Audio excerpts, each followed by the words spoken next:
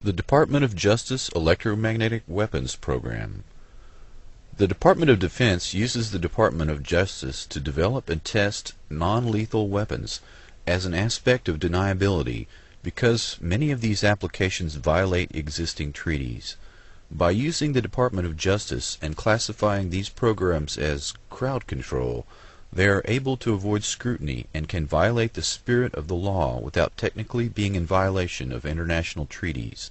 In 1993, the National Institute of Justice Initiative on Less Than Lethal Weapons recommended that state and local police departments in America utilize psychotronic, electromagnetic, and other mind control weapons against American citizens involved in, quote, domestic disturbances, an open-ended term that could include family arguments.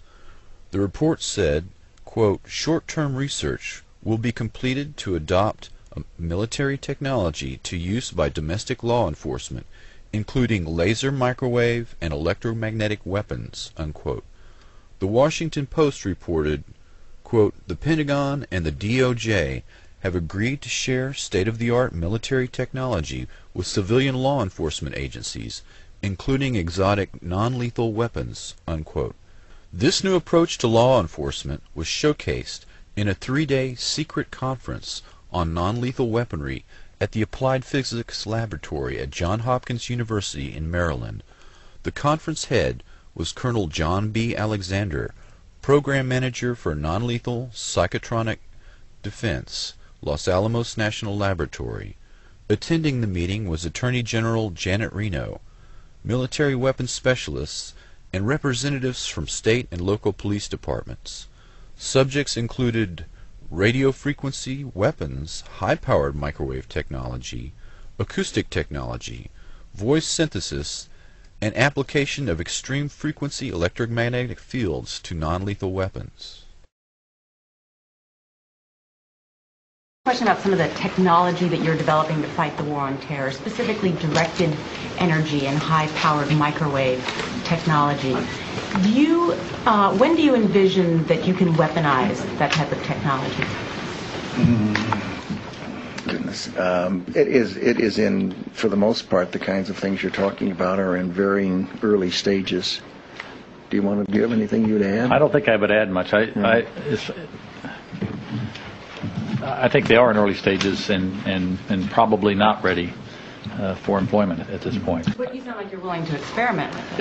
I think that's the point, and I think, and we have, I think, from the beginning of this conflict, I think General Franks has been very open to looking at new things if there are new things available, and has been willing to put them into the fight even before they've been fully wrung out. And I think that's not referring to these two particular cases of directed energy or high-powered microwave, but sure.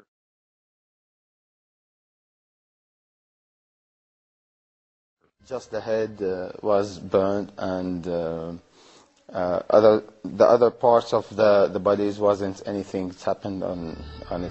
Al-Ghazali reported that he had seen 3 passengers in a car, all dead, with their faces and teeth burnt, the body intact, and no sign of projectiles. There wasn't any bullet. I saw they teeth, just their teeth, and no eyes. All of them, with the body, nothing for the bodies, just the teeth and all the, the heads were burned. There were other inexplicable aspects. The terrain where the battle took place was dug up by the American military and replaced with other fresh earth. The bodies that were not hit by projectiles had shrunk to just slightly more than 1 meter in height. Except that the bodies is killed by the bullets. Most of them that become very small. It's like that, something like that.